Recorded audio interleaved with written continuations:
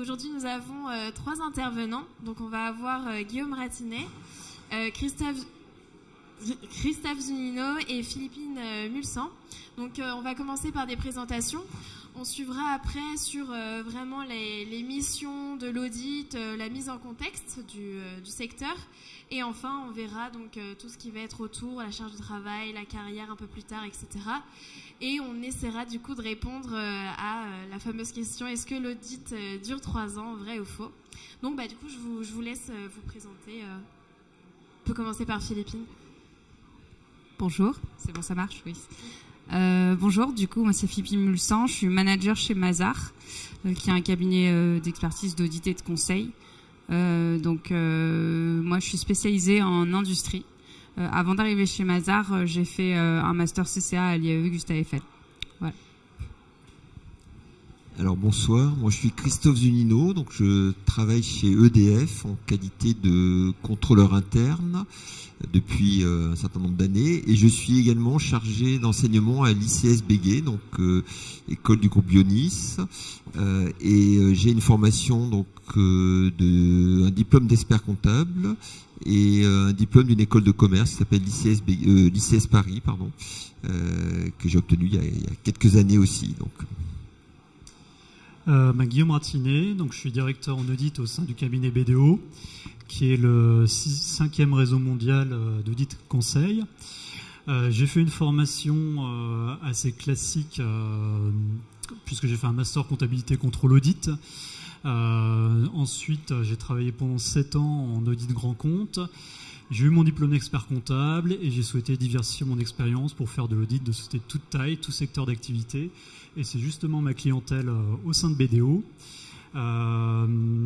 Le thème du jour est vraiment un thème, je pense, d'actualité pour tous ceux qui souhaitent démarrer en audit, puisque c'est moi-même une question que je me posais quand j'ai démarré. Est-ce qu'on va jusqu'au grade de senior? Est-ce qu'on va jusqu'au grade de manager? Moi, ça fait 15 ans que je fais ça, donc je pense qu'on pourra échanger justement sur les attentes qu'on peut avoir en début de carrière, comment ces attentes évoluent, qu'est-ce qu'on peut faire ensuite au sein de ce métier. Je pense que ce sera les principaux thèmes de la soirée. Donc là, on va commencer les 45 minutes donc, de discussion entre nos 3 intervenants et vous aurez à la fin donc 15 minutes de questions si vous le souhaitez poser quand vous aurez à la fin de l'intervention. Du coup, on peut commencer déjà sur les différences, donc la mise en contexte, les différences entre l'audit interne, l'audit externe, vos missions, vos différentes missions. Donc voilà, je ne sais pas qui veut prendre. Je vais commencer par parler de l'audit interne puisque je suis entouré d'auditeurs externes. Donc, alors l'audit interne, comme son nom l'indique, c'est interne à une entité. Alors essentiellement dans les grosses entreprises. Alors moi chez EDF, on a une direction de l'audit interne. Alors, je n'en fais pas partie, mais je travaille dans une activité qui est quand même très liée, qui est le contrôle interne, donc on a des interactions très régulières entre ces deux directions. Donc l'audit interne, c'est donc une activité de contrôle qui existe au sein des entreprises, qui est indépendante du management opérationnel, proprement dit, puisque généralement la direction de l'audit est rattachée au président ou à la direction générale pour avoir une certaine indépendance, et elle va donc diligenter en application d'un certain nombre de normes et d'un référentiel des missions d'audit qui ont été définies par le comité d'audit au sein de l'entreprise pour s'assurer de la bonne maîtrise des risques, des activités, alors sur un périmètre, je dirais peut-être plus large que l'audit externe qui est à grande dominante financière, puisque le but c'est de certifier les comptes. Là, on a des spectres d'activités qui sont quand même beaucoup plus larges, en fonction des risques, des sujets en jeu pour une entité, et le but étant alors non pas de certifier des comptes, même s'il peut y avoir des missions dans le domaine comptable et financier, le but étant de mettre sous contrôle des risques et d'aider le management à progresser, puisque comme tout audit, il va identifier des points forts mais aussi des points faibles, et il va aider à définir à partir de recommandations des actions de progrès pour mieux maîtriser ces activités qui sont éventuellement en faiblesse.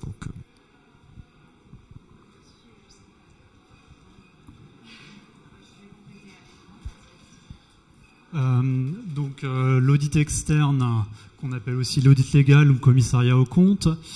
Donc l'objectif du commissaire aux comptes est de certifier ou non les états financiers d'une entreprise. Donc ça, je pense que vous l'avez peut-être tous en tête.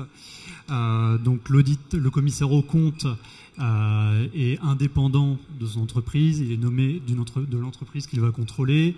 Il est nommé par les actionnaires de la société afin d'apporter justement une certification sur les états financiers, donc assurer que le compte de résultat de l'entreprise fait bien transparaître l'image fidèle des opérations effectuées au cours de l'exercice écoulé.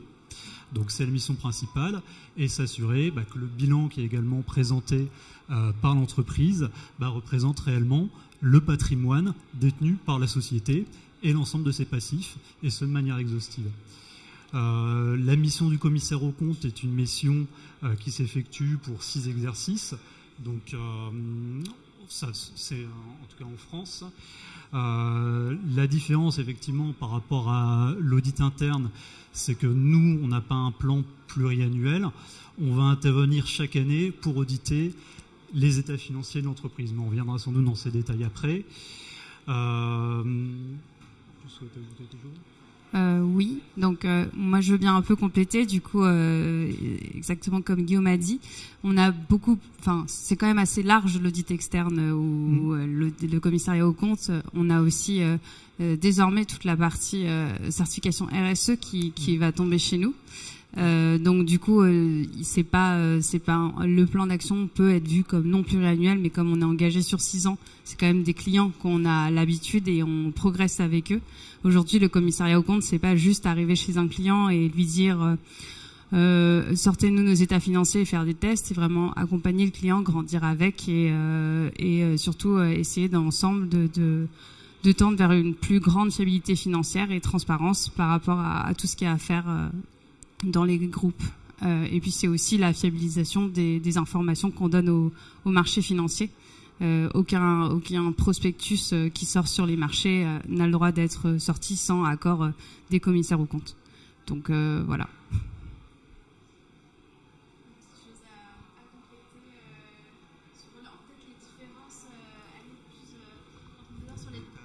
Sur les différences entre audit interne et audit externe. On parle aussi des parcours sur mesure chez Mazars, avec des profils hybrides. Est-ce que ça va être la question de l'audit dure 3 ans, ça va être plutôt dirigé vers l'audit externe que interne, ou alors est-ce que peut-être il y a des choses à préciser? Je pense que l'audit interne et l'audit externe sont 2 missions différentes, mais qui marchent ensemble. Parce qu'un groupe ne peut pas se passer d'audit interne parce que il a besoin de lui-même avancer sur ses erreurs, et il peut pas se passer d'audit externe parce que c'est obligatoire. Mais oui, chez Mazars, on a des parcours où quand on rentre junior, on a des parcours spécialisés qui sont pas que audit ou que RSE ou que IT ou que data. On fait des parcours hybrides, ce qu'on appelle du CrossFit ou du Cross RSE. Donc c'est des juniors qui vont avoir la moitié de leur temps sur des problématiques RSE et la moitié de leur temps sur la partie audit financière. En fait, le deal, c'est que la saison d'audit financière, c'est là où on a le plus besoin de gens. Donc du coup, tout le monde est sur de l'audit FI. Et après, le reste du temps, c'est les gens qui souhaitent faire ça, parce que bien sûr, c'est bien sûr sur base du volontariat, peuvent faire d'autres métiers, de l'audit FI, de la RSE. Bien sûr, tout ça est toujours dans le cadre de la certification des états financiers à la fin, mais c'est quelque chose qu'on développe beaucoup chez nous, parce que l'audit financier, c'est très important, ça donne une belle base et ça permet aux gens d'être structurés, mais après on peut leur apporter d'autres choses parce que on ne sait pas forcément en sortant d'études exactement ce qu'on veut faire. Et c'est un bon outil pour évoluer et grandir, en tout cas chez Mazars.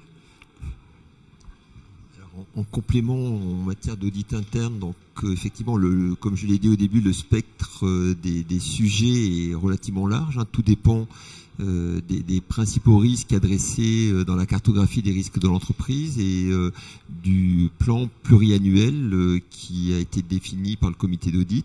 Donc, par exemple, alors je parle de l'exemple que je connais qui est celui d'EDF. Donc il y a une centaine, le plan pluriannuel couvre environ une centaine d'audits répartis sur 4 ans. Donc il y a 35 audits définis à l'avance et une dizaine d'audits qui sont au choix du management. Donc le COMEX identifie des sujets sur lesquels il aimerait avoir un regard de l'audit interne et donc ça va être partie du programme d'audit annuel. Donc en règle générale, un audit, sauf sujet en jeu, et il n'en manque pas chez EDF, un audit vient, frappe à votre porte à peu près tous les 4 ans.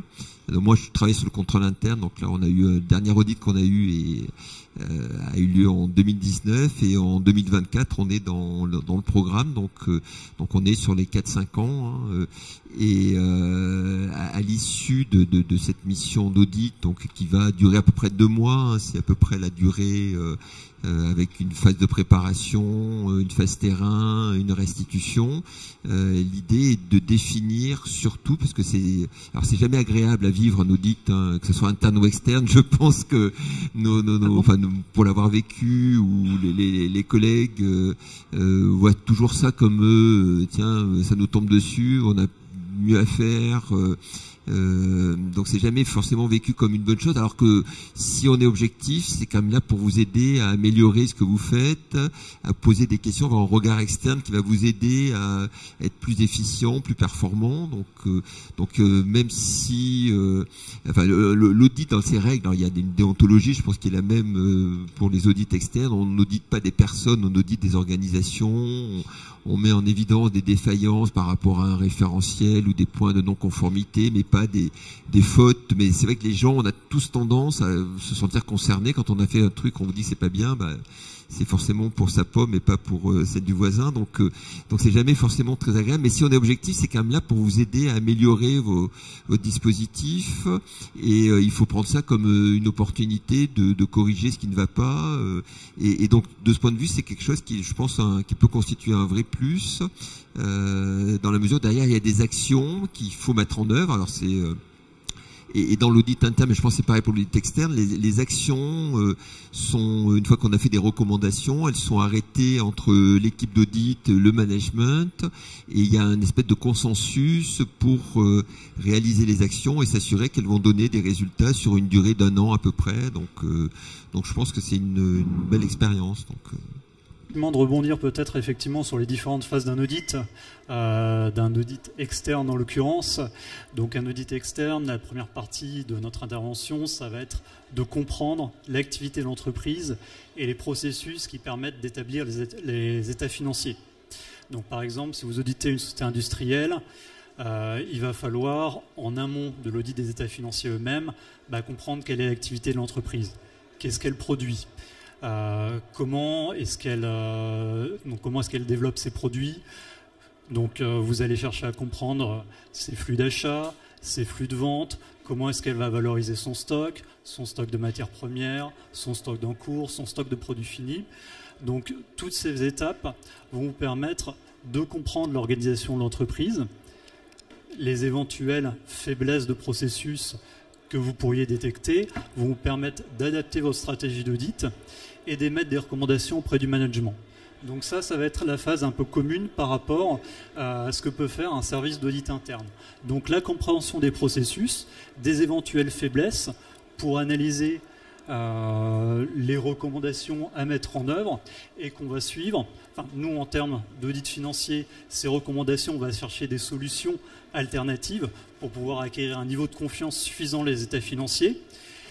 Et on va émettre nos recommandations auprès du management et adapter notre stratégie d'audit ensuite pour notre audit final, qui est la phase suivante, où donc on aura défini notre approche d'audit au vu des risques qu'on aura analysés préalablement, et ensuite effectuer notre intervention finale, généralement entre les mois de janvier et avril, où là on va s'intéresser aux états financiers eux-mêmes qui ont été produits par l'entité.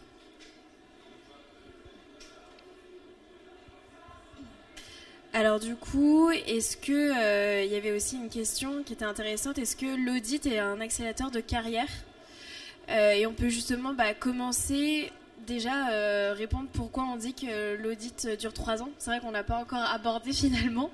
Donc il y a ça et aussi tout ce qui va avec, comme je disais tout à l'heure, la charge de travail, peut-être la formation qui va avec, les métiers lorsqu'on veut changer, enfin vraiment tout ça, tout l'envergure de l'audit, que ce soit audit interne ou externe d'ailleurs.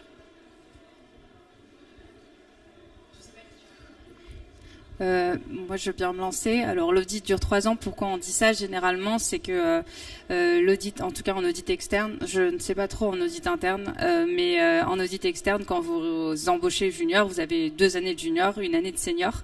Et en fait, il y a beaucoup de turnover à partir de cette année de senior. Pourquoi? Parce que l'audit externe et une école un petit peu de la finance. Déjà, la plupart des gens, quand ils arrivent, donc vous avez soit les gens qui ont des parcours un peu spécifiques comptables, financiers, ou soit des gens, par exemple, nous chez Mazars, on a 30% d'ingénieurs, donc c'est des gens qui n'ont pas vraiment de background financier. Donc du coup, en fait, on leur apprend déjà, on leur donne en espèce de 3e cycle, on vous apprend à lire un peu le squelette d'une entreprise qui est la comptabilité. Après, on vous apprend à réfléchir, on vous apprend à encadrer, on vous donne des responsabilités très vite en 2e, 3e année. Et en fait, finalement, au bout de 3 ans, les entreprises vont débaucher des gens qui ont de la méthodologie, de la réflexion, qui sont capables de gérer des fortes masses de travail et qui sont aussi capables de manager un minimum de stagiaires ou d'être indépendants. Donc en fait, au bout de 3 ans, commence un 2e cycle finalement dans la vie d'un auditeur, qui est quand vous passez senior expérimenté, manager, senior manager, où vous êtes beaucoup plus dans des positions stratégiques par rapport aux clients et où en fait vous évoluez de façon différente, vous apprenez moins à produire, mais vous apprenez à encadrer, vous apprenez à aider les gens à grandir, ce qui fait intégralement partie de votre métier. Et en fait, vraiment, je pense que pourquoi on dit que l'audit dure 3 ans, parce qu'il y a vraiment cette première étape, et après, on devient un auditeur un peu plus assermenté, et on devient surtout formateur, leader, et beaucoup plus référent aussi par rapport à vos clients, etc. Donc, l'audit dure 3 ans pour ces raisons-là, en partie. Enfin, pour moi, il dure pas 3 ans, du coup, mais... Oui, non, mais tout à fait, effectivement. Je pense que le thème du jour vise effectivement à rappeler quelque chose qui est très à l'esprit des jeunes auditeurs, qui est de se dire, je fais de l'audit pour, entre guillemets, une 2e classe prépa qui va me donner une série de compétences en soft skills et en hard skills qui vont me permettre de poursuivre ma carrière ensuite. Donc, il y a des gens qui vont démarrer l'audit pour acquérir ces compétences. Il y en a d'autres qui vont commencer en audit pour ensuite devenir expert comptable, commissaire aux comptes. Donc il y a les 2 catégories de candidats. Et cela fait qu'en cabinet, en général, on a à peu près 20-30% de turnover chaque année, parce qu'il y a tous les gens qui sont venus acquérir ces hard skills et ces soft skills, qui désirent ensuite, ce sera le 3e thème de la soirée, évoluer en entreprise ou évoluer dans d'autres secteurs en cabinet. Je vais revenir juste un instant justement sur l'évolution qu'on a en audit et pourquoi 3 ans. Je parlais de hard skills, de soft skills. Donc ces hard skills, la plupart des candidats qui arrivent ont effectivement quand même déjà des compétences en finance, savoir lire des états financiers. Ce qu'on va leur donner en plus, c'est des connaissances en comptabilité qu'ils n'ont pas systématiquement. Donc il y a un prérequis entre guillemets en termes de comptabilité parce que ce sera notre langage commun. Donc, ce sera le langage commun du client, de l'utilisateur des états financiers et de l'auditeur. Donc, la première année en audit va viser à acquérir ce langage commun en termes de connaissances comptables, à acquérir également toutes les compétences initiales pour être un bon auditeur, donc faire preuve de scepticisme, de jugement professionnel. Donc ça, c'est toutes les connaissances effectivement initiales nécessaires. On a également des connaissances des connaissances fiscales, des connaissances sociales qu'on va plus développer en seconde année. La première année sera plus sur les connaissances initiales, comptables, comptable, approche d'audit. Et on va développer en parallèle les soft skills dont je parlais précédemment. Donc ces soft skills, ça va être faire preuve d'organisation, faire preuve d'une bonne capacité de communication avec nos clients, faire preuve de développer ses capacités rédactionnelles, parce qu'on est en permanence dans notre métier en train de rédiger des mémos pour présenter nos conclusions, à la fois en interne, présenter nos conclusions aux clients. Donc ces 3 premières années vont vraiment permettre de développer progressivement ces compétences. Et ensuite, comme le disait tout à l'heure Philippine, on va transmettre ces compétences à partir de la 3e, 4e année aux plus jeunes collaborateurs qui entrent au sein des cabinets. Voilà. Alors pour l'audit interne, alors il y a un certain nombre de similitudes, hein, et généralement le parcours de l'auditeur interne dure aussi 3 ans, parce que c'est un métier, je pense, qui est globalement assez usant, et donc au bout de 3 ans, les gens ont besoin certainement de faire autre chose et de passer à une étape supérieure, et c'est clairement en interne comme en externe, je pense, un accélérateur de carrière, parce que les gens qui sont recrutés, tout au moins chez EDF à la direction de l'audit, sont des gens dits à talent ou à potentiel, donc alors pas toujours, c'est peut-être une différence pour des grands débutants. Généralement, les gens ont au moins une petite expérience au sein de l'entreprise pour connaître un petit peu les fonctionnements, la manière dont les entités du groupe sont organisées. Donc, par contre, une fois qu'ils y sont, effectivement, ils se donnent à 200%, avec notamment, alors nous, l'organisation, c'est 5.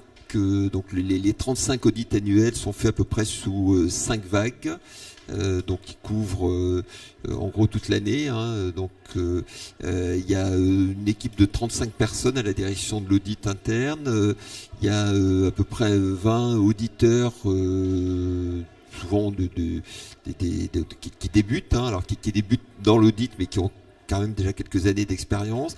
Ensuite, donc il reste 3 ans. S'ils ont aimé ça et qu'ils en redemandent, ils peuvent rester un peu plus longtemps, et ils vont passer souvent responsables de mission, donc organiser un petit peu comme dans l'audit externe, hein, organiser une mission, manager l'équipe, et puis après vous avez 4 directeurs de mission qui sont là, des gens qui sont souvent avec beaucoup plus d'expérience, qui sont des cadres supérieurs ou des cadres dirigeants dans l'organisation EDFienne. Alors eux spécialisés, parce que par exemple chez EDF, il y a une grande particularité qui est l'activité nucléaire. Donc il faut, pour pouvoir faire des recommandations sur le fonctionnement de l'activité nucléaire, il faut forcément avoir un petit peu d'expérience dans le domaine. Donc c'est des gens qui ont été directeurs de centrales ou autres, qui évoluent vers ce type d'activité, et il y a quelqu'un qui est en charge des domaines financiers, donc ils ont des casquettes assez différentes, donc et ces gens-là restent forcément plus longtemps que 3 ans. Mais 3 ans, c'est quand même la durée assez standard pour embrasser la profession, voir un certain nombre d'ambitions, puisque comme il y a à peu près 5 audits par an, les gens changent, ont aussi cette diversité, hein. Sur 3 ans, vous avez quand même l'occasion de voir une quinzaine d'entités, de sujets différents, donc ça permet d'avoir une bonne vision du groupe, et ensuite les gens sont promus à d'autres. Enfin, c'est vrai que c'est un vrai accélérateur de carrière, hein, et les gens vont occuper des fonctions de management importantes dans une entité, de directeur financier, dans les achats ou autre. Donc ça reste là aussi un vrai accélérateur de carrière, et les 3 ans sont une durée qui est, je pense, assez reconnue aussi. Donc Du coup, Christophe a touché un peu le sujet sensible. C'est vrai que dans ces 2 métiers, ce sont des métiers où vous avez beaucoup de travail. Enfin, il ne faut pas se leurrer, surtout dans les mois un petit peu stratégiques. On a une charge de travail qui est un peu supérieure à la moyenne. Après, ça se lisse un peu sur le reste de l'année. En audit interne, il y a beaucoup de gens qui voyagent énormément aussi. Énormément de déplacements. Donc, du coup, vous donnez 3 ans de votre vie où vous faites 70% de votre temps. Vous n'êtes pas chez vous, Donc c'est pour ça aussi que ce sont des durées assez courtes. L'audit externe est un petit peu moins demandant. Enfin, vous avez des dossiers où vous voyagez beaucoup, hein, mais en tant que junior au début, pas trop. Donc voilà. Après, dans les plus petits cabinets, je sais pas, vous avez pas mal de déplacements en province. Nous aussi, on en a beaucoup. Donc en fait, c'est un métier, voilà, où on va chez le client, on y retourne, hein, parce qu'avec le Covid, il y a eu une petite pause. Mais du coup, c'est pour ça aussi que ça dure 3 ans, parce que parfois physiquement, c'est un peu demandant. Et c'est beaucoup d'investissement. Après, le jeu en vaut la chandelle. Hein. Vous avez vos compétences augmentent de manière assez exponentielle normalement pendant ces 3 ans. Mais c'est vrai que c'est pour ça que aussi on dit que l'audit du 3 ans, c'est que physiquement ça peut être compliqué. Après, effectivement, on parlait de la fatigue, des déplacements. C'est un peu moins le cas aujourd'hui. Depuis le Covid notamment, on fait de plus en plus d'interventions que je qualifierais d'hybrides, où donc l'organisation avant Covid, un audit se déroulait à 100% chez le client. Donc si vous aviez un client qui était en Ile-de-France, vous alliez chez lui en Ile-de-France. Si le client était en province, vous alliez en province. Aujourd'hui, nos clients pratiquent également le télétravail, donc ça sert à rien d'aller chez eux s'ils ne sont pas là. Donc c'est pour ça que je parlais d'approche hybride. On va chez nos clients parfois du mardi au jeudi, parce que le lundi ils sont absents et le vendredi ils aiment bien faire du télétravail. Donc on s'adapte à leur organisation, donc ça convient bien à la fois aux équipes et aux clients, puisque ça limite les déplacements. On n'est peut-être pas tout à fait revenu sur le conseil d'équipe. En audit, c'est un des très bons aspects, et c'est aussi ce que les gens viennent chercher. On évolue ensemble et on apprend ensemble. C'est un des bons aspects sur lesquels je voulais revenir, parce que ça paraît très négatif, l'audit dure 3 ans, il y a énormément de déplacements. On apprend énormément, c'est enrichissant, et on s'enrichit de l'expérience des autres. Et très souvent, les gens qu'on va rencontrer en audit deviennent des amis pour la vie, parce qu'on a vécu, je dis on a vécu parce qu'en audit, vous allez faire en une année une 30aine d'interventions. Donc vous allez travailler avec certaines personnes plusieurs fois dans l'année, vous allez partir en mission avec eux, vous allez déjeuner parfois le soir en province avec eux, vous allez petit déjeuner avec eux le matin, donc ça devient souvent des amis. Et on entre et on intègre avec des gens qui ont le même âge que nous, les gens qu'on appelle seniors. Finalement, ils ont que 2 ans de plus que vous, donc c'est assez facile de créer des liens, et c'est un des très bons aspects de l'audit, puisqu'on est entre guillemets entre jeunes, et on apprend assez vite et on s'enrichit des compétences des autres. Donc c'est un aspect que je voulais aussi ressouligner. Et après, les autres points. Alors du coup, merci d'avoir expliqué vraiment pourquoi on dit que l'audit dure 3 ans. Et concrètement, après ces 3 ans-là, qu'est-ce qu'on fait? Est-ce qu'on va changer, on va dire, de branche? Est-ce qu'on va aller plus vers le conseil, l'analyse financière, l'audit d'acquisition? Est-ce qu'on change complètement de métier? Parce que l'audit, souvent, 3 ans, c'est suffisant. Qu'est-ce qu'on fait concrètement après ça? En fait, ce qui est formidable, c'est que vous pouvez faire un peu tout ce que vous voulez. Vous pouvez rester en audit financier, vous pouvez partir en audit d'acquisition, vous pouvez aller faire de la RSE, vous pouvez aller dans l'entreprise faire du contrôle de G, de l'audit interne, souvent. Voilà, enfin, c'est ça qui est formidable avec l'audit, c'est qu'au bout de 3 ans, vous avez une expérience qui vous ouvre énormément de portes, et surtout, vous êtes une denrée recherchée sur le marché du travail. Donc, en ce moment, c'est vraiment des offres à ne plus en voir le bout. Mais vraiment, voilà, c'est un vrai tremplin professionnel. Je pense que on est tous d'accord. Ensuite, vous êtes des profils expérimentés, vous maîtrisez un tas d'outils, vous êtes souple, vous savez envoyer des mails aux clients, vous savez travailler de façon efficace.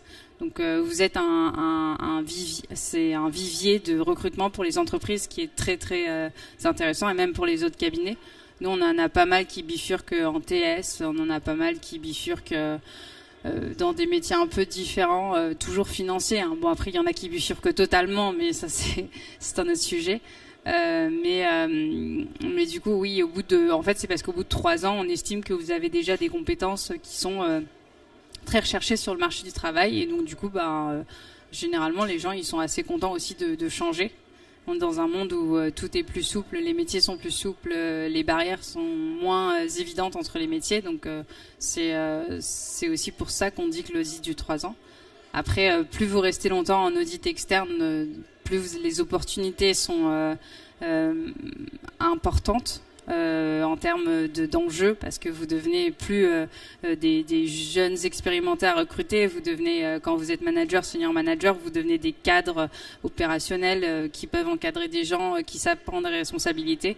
Donc voilà, c'est différents stades de votre évolution en audit externe.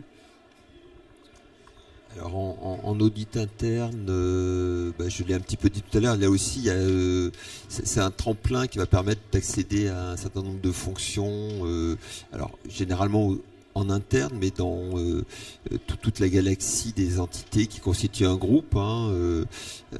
Et chez EDF, il y a des quantités d'activités différentes.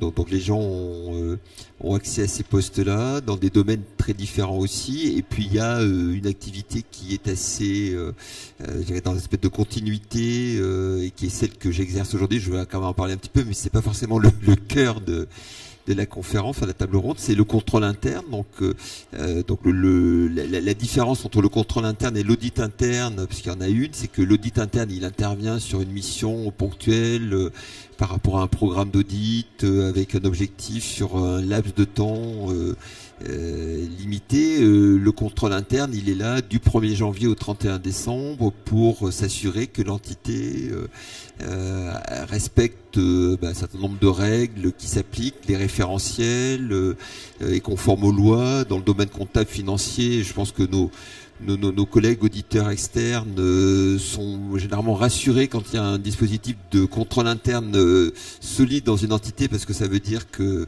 il y a quand même la qualité est là pour s'assurer que les comptes qui vont certifier tiennent la route, et ça évite de faire un certain nombre d'investigations. Donc le contrôle interne fait partie des possibilités d'évolution, et on a nous un certain nombre de collègues qui ont, après avoir fait de l'audit interne, sont dans des postes de contrôleur interne dans des entités, et il y a une certaine continuité avec un changement d'environnement, puisqu'on n'est plus sur, on est on fait partie d'une entité, donc on est membre, et on n'a plus, entre guillemets, le côté pression qu'on peut peut-être avoir dans l'audit interne avec des missions. Donc on est dans quelque chose de plus classique, mais tout aussi intéressant.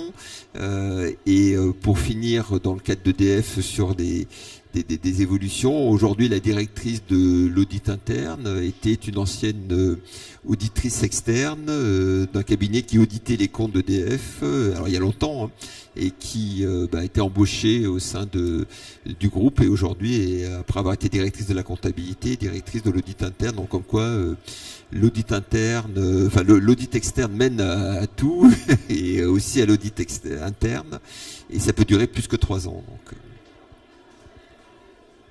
Oui, pour ajouter effectivement quelques mots sur les évolutions. Les évolutions, ça se fait aussi bien en interne qu'en externe. Donc en externe, on en a déjà pas mal parlé. En interne, la chance d'être dans des réseaux assez importants, que ce soit les Big Four, Mazars, ou chez nous, chez BDO, c'est qu'on a une offre de métiers qui est très large. Donc il y a des évolutions qui se font au sein des métiers qu'on exerce en interne. Donc on a des collaborateurs qui font de l'audit et qui ensuite vont faire du transaction services ou du conseil en stratégie. C'est très très large, et l'avantage quand on est déjà au sein de l'entreprise, c'est que les opportunités sont ouvertes en premier aux gens qui sont en interne, parce qu'on les connaît et on prend moins de risques. Donc il y a des évolutions métiers en interne, et il y a aussi des évolutions géographiques en interne. Chez BDO, on a plus de 50 bureaux en France, on est le 5e réseau mondial, donc il y a des opportunités partout aussi à l'international. Je vois parmi nos managers, on a une dizaine de managers à Paris. Il y en a une qui est partie il y a quelques années au bureau de New York, il y en a une autre qui était partie au bureau de Toronto, il y en a une qui est partie au bureau de Londres. Donc c'est des choses qui se font. L'avantage d'être une équipe entre guillemets à taille humaine, où à Paris on est une centaine en audit, c'est qu'on connaît les gens, on connaît leurs aspirations, et leur évolution se fait aussi au sein de notre réseau et au sein des métiers en interne, et les transferts se font dans les deux sens. On a des gens qui faisaient de l'expertise comptable qui viennent en audit. On a des collaborateurs qui étaient en audit qui vont en expertise. Nous, on voyait des collaborateurs à l'étranger, mais on a aussi des collaborateurs qui viennent de Norvège, des collaborateurs qui viennent du Royaume-Uni, des collaborateurs qui viennent des États-Unis pour travailler chez nous. Donc les opportunités se font dans tous les sens. Donc c'est ça qui est très enrichissant aussi, d'être dans un réseau mondial et pluridisciplinaire. Merci beaucoup en tout cas. Je ne sais pas si vous vouliez rajouter quelque chose par rapport à tout ce qui a été présenté, que ce soit de la formation aux évolutions par rapport à ça. Et je pense qu'on est d'accord aussi pour dire que l'audit dure 3 ans, c'est vrai et faux pour le coup. Donc je ne sais pas si vous aviez quelque chose à rajouter, et sinon on passera aux questions. C'est bon de votre côté ? Du coup, la parole est à vous. Je ne sais pas si vous avez des questions déjà par rapport à leur secteur, leur secteur de leur entreprise, que ce soit sur la formation, sur les évolutions. Oui ? J'apporte le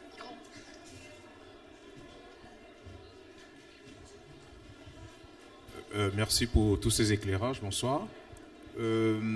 Alors, moi j'ai beaucoup entendu l'audit dure 3 ans. D'ailleurs, c'est l'une des choses qui m'a fait arriver là, parce que j'étais curieux de savoir quel est ce métier qui ne dure que 3 ans. Je découvre que non, c'est une façon de penser, de voir les choses. Alors, moi je vais peut-être parler de moi. Moi j'ai 20 ans de comptabilité et j'ai décidé de changer. J'ai décidé de m'orienter. Et en allant faire un master CCA, à la base, je pensais plus au contrôle de gestion. Je suis responsable comptable en passant dans une entreprise de la grande distribution. Et au fil de l'eau, avec les cours, je me suis rendu compte que peut-être ma vocation ira plus vers l'audit. Donc je suis en train de cogiter encore. Mais je me pose des questions. Je me rends compte que quand on parle d'auditeur junior, on fait beaucoup plus allusion aux jeunes diplômés. Ou alors aux jeunes, c'est-à-dire que 18 ans, 20 ans, 22 ans, 23 ans. Et du coup, je me pose la question, moi qui ai un certain nombre d'années en comptabilité, qui ai assisté à des séances en tant qu'audité, parce que vous vous doutez bien qu'en tant que responsable comptable, j'ai été plusieurs fois travailler avec les CAC qui venaient. Comment je vais me situer? Je suis junior parce que je vais apprendre. Comment vous gérez ce genre de cas? Est-ce que vous les avez? Est-ce que vous avez des gens qui frappent à vos portes, qui ont déjà fait un métier avant et qui arrivent là? Et comment vous gérez ce genre de situation? Moi, je peux peut-être juste vous apporter un éclairage avant de laisser la parole à mes collègues sur l'audit interne. C'est quelque chose de monnaie courante. Les gens qui ont une expérience de X années dans un domaine et qui, à un moment donné, veulent évoluer pour pratiquer différemment ou s'enrichir, évoluer, ça se fait fréquemment. Et vous pouvez, il y a d'excellents comptables au sein de l'entreprise qui se retrouvent auditeurs pour donner une autre dimension, élargir. Donc ça, c'est tout à fait possible en audit interne. Alors en audit externe, je ne sais pas. On va apprendre tout de suite la réponse. Donc. Alors en audit externe, pour répondre à votre question, je vais peut-être aussi repartir sur le cas général. Chez BDO, on recrute une 20aine de personnes par an sur Paris en tant que junior. Donc évidemment, pour recruter 20 personnes, on va d'abord se tourner vers les jeunes diplômés parce qu'il faut réussir à trouver 20 personnes. Donc effectivement, ça va être le cœur de nos candidats, les jeunes diplômés, parce que ça va être les gens qui vont candidater tout simplement en premier. Après, on recrute également tout type de profil. En manager, on recrute parfois des gens qui ont 20 ans d'expérience. Mais ça va dépendre de l'expérience du candidat, de ses attentes, de ses connaissances initiales. Donc oui, on recrute des expérimentés. On recrute plus rarement des expérimentés en débutant. tout simplement parce qu'ils ont souvent déjà les compétences initiales qui sont demandées à des débutants. Donc en général, des expérimentés, on va plus les recruter au niveau senior. Donc en l'occurrence, l'audit ne durera pas 3 ans puisque vous avez déjà une expérience initiale d'une vingtaine d'années sur laquelle il est possible de capitaliser. Et donc sur les profils expérimentés, en général, c'est plus des recrutements qui sont sur des grades de senior 1, de senior 2, de senior 3 pour avoir un rôle qui est en adéquation avec les compétences initiales de la personne, avec les compétences initiales et les compétences développées de la personne qu'on rencontre. Nous, de notre côté, on recrute beaucoup plus de monde sur Paris parce que nous, on est un groupe français. Donc du coup, alors je ne veux pas vous dire de bêtises, mais il me semble qu'on est à plus de 400 personnes par an en audit, filles en tout cas pures. Du coup, nous, on a tout type de profil. On a cette capacité à essayer à s'adapter à chacun. Après, ce qu'il faut savoir en audit, c'est qu'on est beaucoup par process. Donc, on a besoin de voir le niveau de la personne et de l'évaluer. Les recrutements d'expérimentés, comme Guillaume a dit, c'est tout pareil. On voit le niveau de la personne, ce qu'on peut lui proposer pour qu'il se sente à sa place et comment on peut s'adapter à l'expérimenté. Après, nous, c'est un cas assez rare. On a plutôt des gens qui changent complètement de carrière. Après, je sais qu'en expertise, pour le coup, on recrute plus ce genre de profil. Mais voilà, nous, on a déjà eu des gens plus âgés, bien sûr. Après, c'est aussi parce que c'est demandant en termes de temps et en termes d'investissement. On sait pas exactement... on va avoir le même niveau d'exigence pour quelqu'un qui est expérimenté que quelqu'un qui ne l'est pas. Donc, du coup, est-ce que vous vous retrouvez dans le modèle aussi à la fin, quoi. Merci beaucoup. Je ne sais pas s'il y a une autre question. Oui, j'arrive. Bonsoir tout le monde. Ma question s'oriente plutôt vers le sujet RSE. Et du coup, dernièrement, on entend beaucoup parler des sujets RSE, surtout en audit externe. Je ne sais pas quel est l'impact du RSE sur le contrôle interne, surtout tout ce qui est énergie. Est-ce qu'on va entendre parler de la création des postes contrôleurs internes RSE ou pas dans le futur? Parce c'est vrai qu'en contrôle interne, on n'a que tout ce qui est process métier, tout ce qui est RH, immobilisation, trésorerie ou bien SOX, mais on n'a pas la partie RSE, la stratégie en audit interne ou bien en contrôle interne.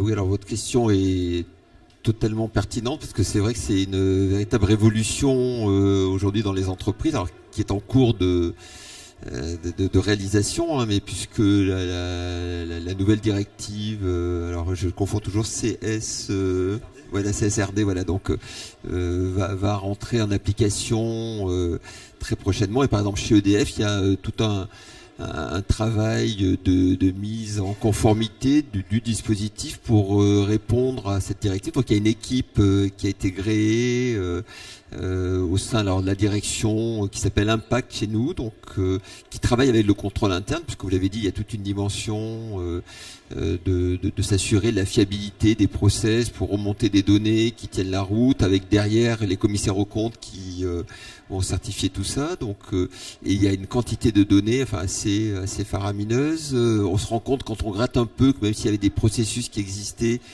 chez nous, il y a quand même, à la limite, j'exagère un peu, je caricature, mais il y a autant de chiffres que de personnes qui les donnent, parce que tout dépend ce qu'on compte, d'où ça sort. Enfin, donc il y a tout un processus de contrôle à mettre en œuvre, de fiabilisation, de process dans des outils. Donc il y a un vrai énorme travail, et là il y a besoin effectivement de contrôleurs internes aguerris qui sont intéressés par les sujets, qui ont des pratiques de rigueur comptable, parce que au final il faut fiabiliser des chiffres, que ce soit des euros ou des données quantitatives sur des trucs, il faut avoir la même rigueur. Donc c'est un vrai changement majeur. Alors faut voir comment ça va se passer, mais c'est un vrai sujet où il y a vraiment de grands débouchés pour nos métiers et pour je pense des gens comme vous qui souhaitent rentrer dans ce type de dispositif. Oui, et côté audit externe, du coup, nous, on se prépare aussi, comme l'audit interne, hein, ça nous est pas tombé dessus, mais entre guillemets, c'est aussi nouveau côté externe que interne. Donc, on prépare nos premières certifications. Avant, on avait déjà des sujets de taxonomie, etc. Après, les rapports RSE étaient à part. Donc du coup, ça a été décidé au niveau de l'Union européenne que c'était le commissaire aux comptes qui était garant aussi de ces rapports. Donc il va avoir c'est la création d'auditeurs hybrides aussi, d'équipes hybrides, qui vont être autant comme l'audit IT aujourd'hui, qui est pleinement et 100% intégré dans nos équipes, où on audite les logiciels qui nous fournissent toutes les informations comptables. Eh bien, on aura des auditeurs RSE qui nous fourniront et qui nous auditeront toutes les informations qui sont nécessaires à la certification de nos comptes, pour qu'on puisse t'appuyer dessus. Non, effectivement, ça devient un sujet majeur pour nos clients, pour nous évidemment. À la différence des données qu'on va auditer traditionnellement en audit financier, là, les entreprises ont un besoin de mettre en place un processus de collecte de ces informations extra-financières. Donc aussi bien en tant que habituellement en tant qu'auditeur, on ne participe pas au processus de collecte de la donnée. On est simplement dans un processus d'examen des données collectées. Là, pour la CSRD et les données extra-financières, les entreprises n'ont pas encore les structures en place. Donc pour l'instant, les commissaires aux comptes, les auditeurs vont être plus dans une approche de conseil pour faire des missions d'établissement de l'information financière, et les missions de contrôle, enfin d'information extra-financière, et les missions de contrôle vont plus démarrer en 2025, en 2026. Il faut d'abord que les entreprises soient en mesure de mettre en place ce processus de collecte des données, qui sont souvent des données quantitatives, le nombre de déplacements qui vont être effectués par les employés, les transports qui sont effectués par les fournisseurs de marchandises pour le compte de l'entreprise dans le cadre de son activité. Donc voilà, il faut recenser toutes les données, toutes les externalités qui sont susceptibles d'impacter ces éléments extra-financiers. Et donc les entreprises sont dans ce travail, et le rôle de nos cabinets pour l'instant, c'est de les accompagner dans la réalisation de ce travail. Et ensuite, effectivement, il faudra auditer pour d'autres clients ces données extra-financières qui ont été collectées lorsque les processus seront matures dans les entreprises.